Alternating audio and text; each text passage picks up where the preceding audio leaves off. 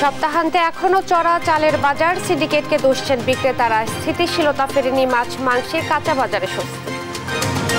Indian চালগুলো একটু দাম বেশি দেখা আপনার দেশি চালের যারা ব্যবসায়ীরা এরা দাম বাড়ায় দিয়ে দিচ্ছে। এটা যদি পদক্ষেপ নেয় তারা সরকার, তাইলে সে না এটা কোনো একটা সুরা পাওয়া যায়। শেষ হলো চলতি বছরে মেডিকেল ভর্তি যুদ্ধ। আসন প্রতি লড়ছেন অন্তত 25 জন। উৎসব মুখর পরীক্ষার আশা অভিভাবকদের। বাংলাদেশে দ্রুত নির্বাচন চায় ভারত যুক্তরাষ্ট্র। ভারতীয় সংবাদ মাধ্যমকে দেয়া সাক্ষাৎকারে জানালেন দিল্লিতে নিযুক্ত মার্কিন রাষ্ট্রদূত। কুষ্টিয়া স্কুলের গণ্ডি না পেরোলেও এমবিবিএস ডাক্তারের সাইনবোর্ড ঝুলিয়ে তপন বিশ্বাসের প্রতারণা, চরম স্বাস্থ্য ঝুঁকিতে রোগীরা। ইসরায়েল হামাস যুদ্ধবিরতি চুক্তি চূড়ান্ত অনুমোদনের জন্য আজ উঠছে মন্ত্রিসভায়। জাতীয় নিরাপত্তা মন্ত্রীর বিরোধিতা। এবং পারিশ্রমিক পাওয়ার আশ্বাসের পর বিপিএল এ সিলেটের বিপক্ষে আজ মাঠে নামবে রাজশাহী। অপর ম্যাচে রংপুরের প্রতিপক্ষ চট্টগ্রাম কিংস।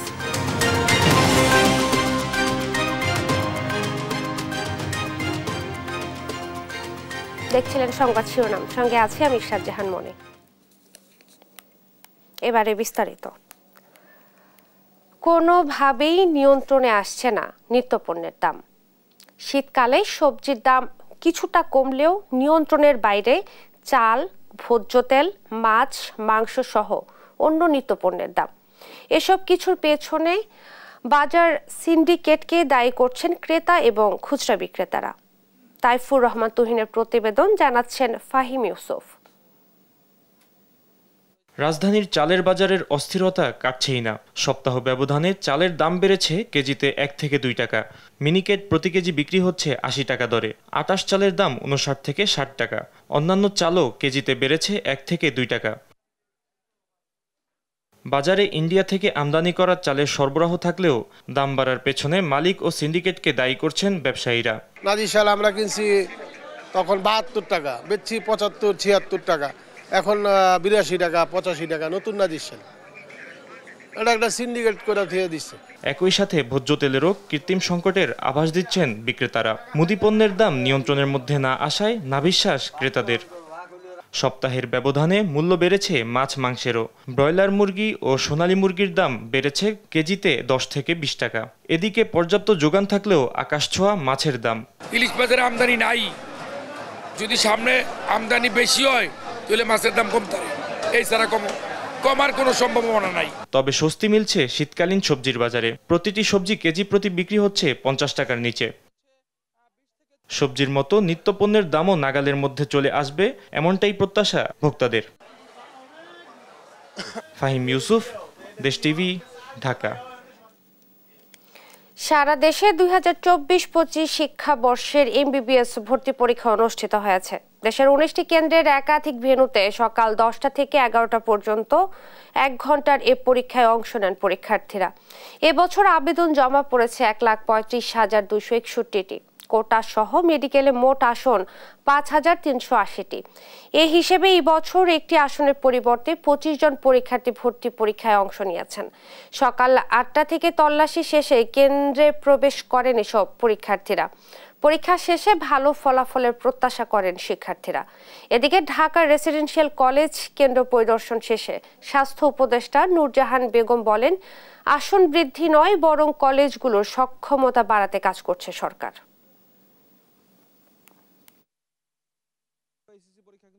দেখছি সবকিছু বেশ সুশৃঙ্খলই ভালো লাগছে আমার কাছে। দেখলাম এবার ওই এলটি ভবনে একটা ছেলেকে 9:35 ঢুকতে দিয়েছে, আমার ভালো লাগে মিলে। আমি এবার একেবারে খুব সুন্দর একটা মনোরম পরিবেশ দেখতে পাচ্ছি। কেউ কোনো হইচিল্লা নেই, মানে সবাই সবার মতো করে ইনশাল্লাহ বসে আছে, কথা বলছে। এমনি পড়ুয়া, তারপর আশা করছি যদি টিকে তাহলে আমাদের মতন সুখী আর খুশি পৃথিবীতে কেউ হবে না। সংক্ষিপ্ত সিলেবাসের বাইরে থেকে তো কোশ্চেন আসছেই, মানে গতবার যেই অধ্যায়গুলো থেকে কোশ্চেন আসছিল না, এবার আসছে মোটামুটি। না না না না কোনো সমস্যা নেই। হ্যাঁ ঠিক আছে। যুক্তরাষ্ট্র ভারত দুই দেশই যত দ্রুত সম্ভব বাংলাদেশে গণতন্ত্র দেখতে চায় বলে মন্তব্য করেছেন ভারতে নিযুক্ত মার্কিন রাষ্ট্রদূত এরিক গারসেত্তি। ভারতীয় সংবাদ মাধ্যম WION-কে দেয়া এক সাক্ষাৎকারে তিনি এমন মন্তব্য করেন। রাষ্ট্রদূত বলেন, গণতন্ত্রই বাংলাদেশের নতুন অধ্যায় খুলে দিতে পারে। এবারে প্রথম বাংলাদেশের নির্বাচন নিয়ে কোনো মন্তব্য করলেন ভারতে নিযুক্ত মার্কিন রাষ্ট্রদূত। এরিক গারসেত্তি বলেন, আমরা দুদেশই শান্তিপূর্ণ গণতান্ত্রিক দক্ষিণ এশিয়া দেখতে চাই। এই নীতিতে একমত ভারত ও যুক্তরাষ্ট্র। এক্ষেত্রে দুই দেশ সমন্বয় করছে বলেও মন্তব্য করেন তিনি। সাক্ষাৎকারে সংখ্যালঘু নির্যাতন নিয়েও অবস্থান ব্যাখ্যা করেন এরিক।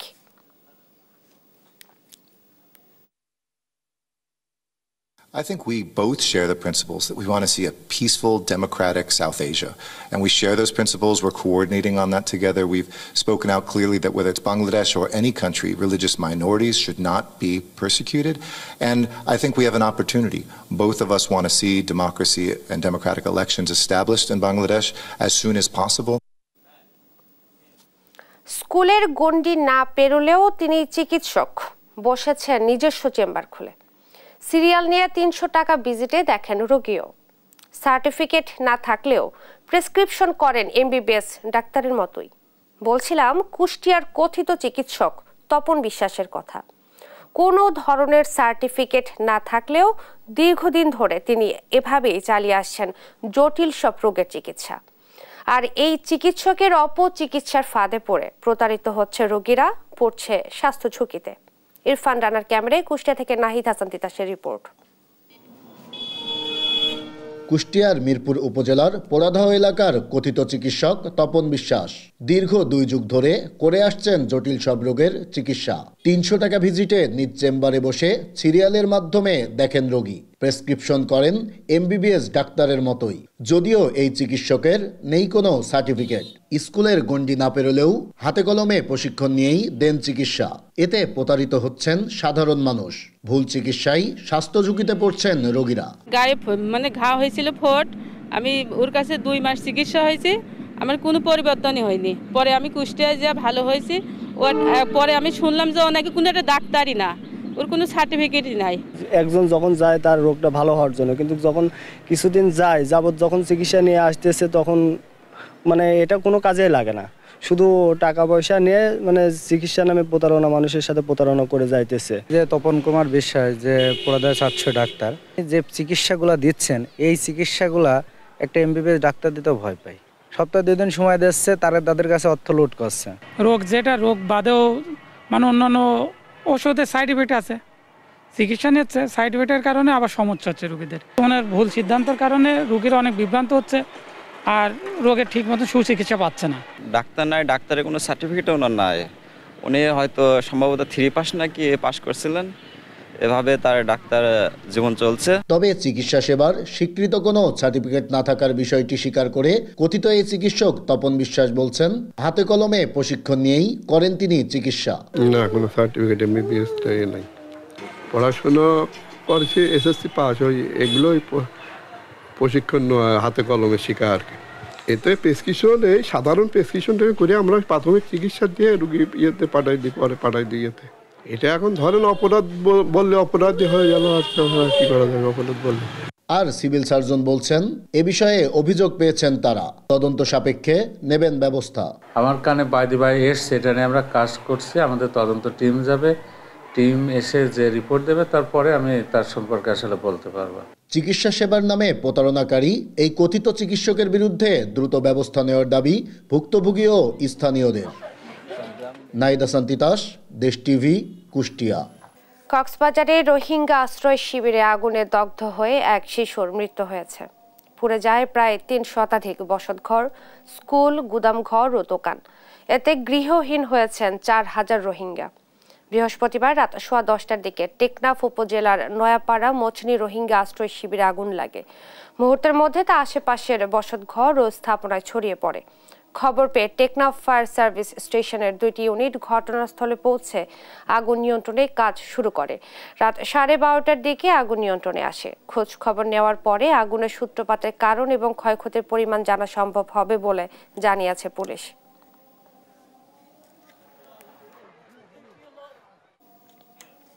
গোপালগঞ্জ ও নরসিংদীতে আলাদা সড়ক দুর্ঘটনায় নিহত 3, আহত অন্তত 8 জন। শুক্রবার ভোরে খেজুরের রস খাওয়ার উদ্দেশ্যে মোটরসাইকেল করে গোপালগঞ্জ জেলার কাশিয়ানী উপজেলা থেকে মকসুদপুর উপজেলার দিকে রওনা হন 3 বন্ধু। এ সময় কাশিয়ানী উপজেলার চায়না প্রজেক্ট অফিসের সামনে অজ্ঞাত একটি গাড়ি মোটরসাইকেলটিকে ধাক্কা দেয়।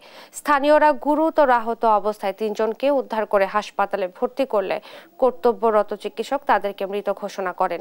নিহতদের 2 জন শিক্ষার্থী ছিলেন বলে জানায় পুলিশ। এদিকে নরসিংদীর ঘোড়াশালে দ্রুতগামী একটি ট্রাকের সাথে বিপরীত দিক থেকে আসা দোয়েল পরিবহনের একটি বাসের মুখোমুখি সংঘর্ষ হয়। পরে দুর্ঘটনা কবলিত বাস ও ট্রাকের সাথে আরও একটি ট্রাকের সংঘর্ষ হলে দুমড়ে মুচড়ে যায় যানগুলো। এ ঘটনায় আহত হয়েছেন অন্তত 8 জন।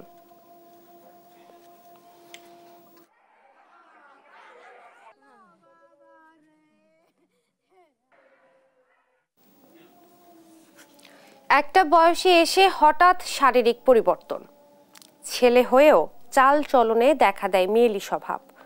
পরে সমালোচনার মধ্যে পরিবারের সম্মান বাঁচাতে হিজড়া তকমা নিয়ে ছাড়েন ঘর। তবে মেয়েলি অঙ্গভঙ্গিতে নেচে গেয়ে উপার্জিত অর্থে চালিয়ে যাচ্ছেন নিজেদের পড়াশোনা। বলছি ময়মনসিংহের রাফি ও রাব্বির কথা। তারা বলছেন যোগ্যতা অনুযায়ী চাকরি হলে হয়তো সমাজ ও পরিবার তাদেরকে সহজেই মেনে নেবে। ইলিয়াস আহমেদের রিপোর্ট, জানাচ্ছেন তারেক মাহমুদ সুজন।